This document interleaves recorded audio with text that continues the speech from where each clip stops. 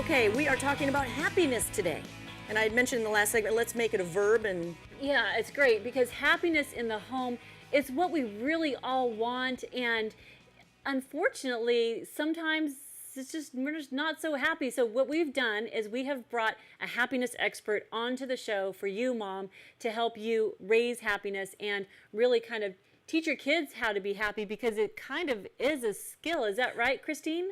It is absolutely a skill. You know, if there's one thing that I've learned in all this new science of happiness, it's that happiness is much better thought of as a skill or a set of skills than it is an inborn personality trait. So when you say happiness is a verb, that's true. It's something you can teach and something you need to practice. well, and also there's so much pressure and stress on children these days that it probably is like a dark cloud on their happiness. Well, I definitely think the push to achieve puts a lot of pressure on kids, and particularly college-bound kids are really under a lot of stress these days. They're not getting enough rest, and there is a giant dark cloud on over kids' happiness. You know, if you look at kids in the elite colleges, the percent of them that are on prescription antidepressants and anti-anxiety medication is really huge. But a lot of estimates say about a quarter of them. Oh my gosh. Well, that's really kind of scary, I think. I mean, because we're really setting them up for that. We really want to raise kids to be happy. And your book is called Raising Happiness. And tell us how you came to write the book and a little bit about why you're so passionate about this subject. Yeah, well, I am first and foremost a mom myself. So when you were talking earlier about how we like to have experts and be up on all the new research on how to raise our children, I am trained as a sociologist. I've for years studied social structures like your family or your school or the business that you work in, how they elicit certain emotions like happiness or anxiety, and inhibit others.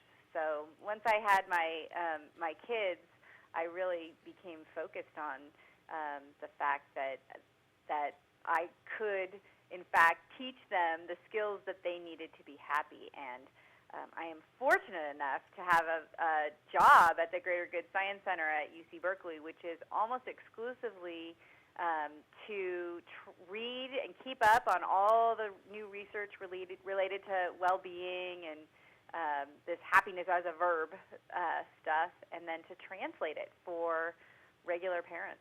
Well, what a job that must be, working in the greater good at UC Berkeley, and everybody's studying happiness.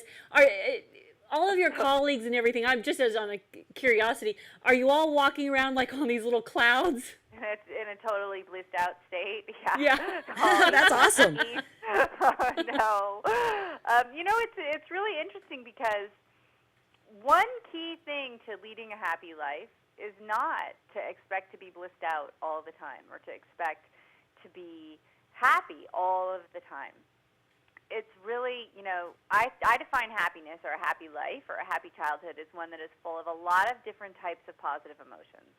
So just starting there, we want more than just happiness, which is positive emotion in the present, but we also want positive emotions about the past, like gratitude, and the future, like hope and optimism, faith.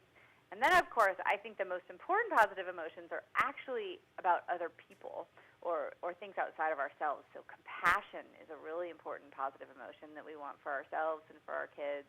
Love, of course. We have this great class of positive emotions that are kind of about the world itself, inspiration, awe. So there's that piece. There's also the fact that I think maybe the most important skill to leading a happy life is the ability to cope with negative emotions.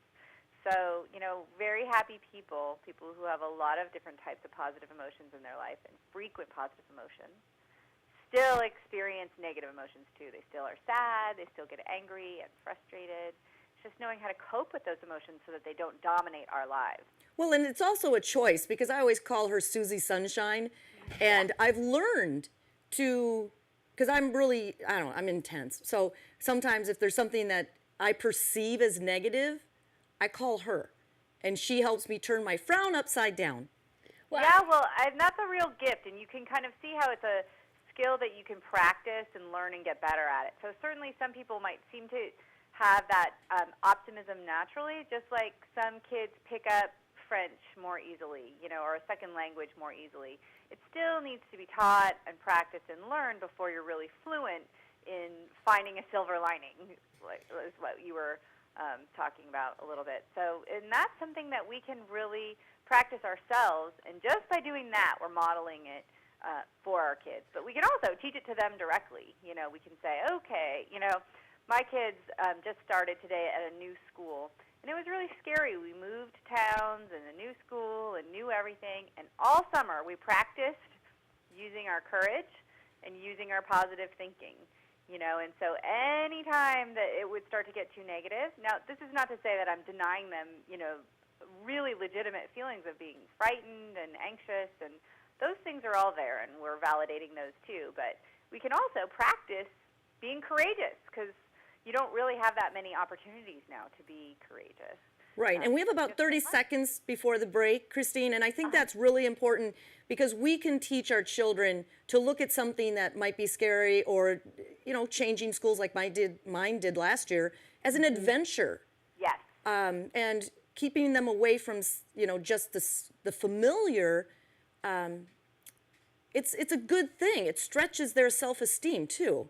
Well, and I'm also hoping in the next segment, because we are really down to the last seconds here of this segment, Christine, when you come back, giving us some real practical tips on how we can teach that as a skill to our kids, and what is it that we can start doing, what a mom who's watching the show today, what can she start doing today to really kind of hone those skills, not only in herself, but in her children and actually in the whole home environment. Well, and I think as moms, we're going to learn and maybe be able to see how we are part of the problem.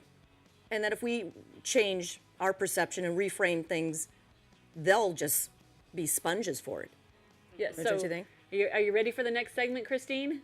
Sure. Okay, great. All right, we'll be back with a lot more with Christine Carter on Raising Happiness. Lots more to come on Mom's Town. We'll be right back.